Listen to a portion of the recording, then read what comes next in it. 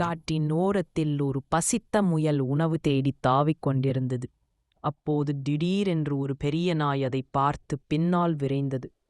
முயல் பயந்து ஓடிக்கொண்டே ஒரு பழைய மரத்தடியில் ஓய்வெடுத்துக் கொண்டிருந்த பூனையின் மீது மோதி விழுந்தது. ஏன் இவ்வளவு பயந்து ஓடுறே என்று பூனை கேட்டது.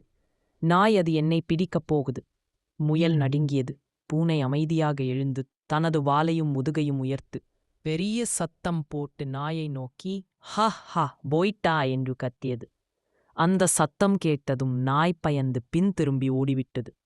முயல் சிரித்து நீ இல்லையல்ல, நான் ஏற்கனவே பிடிபட்டிருப்பேன் என்றது. பூனை தலையை ஆட்டி நண்பனுக்கு உதவுவது ஒரு வேலையில்லை, இனிமேல் நாம் நண்பர்கள் என்றது.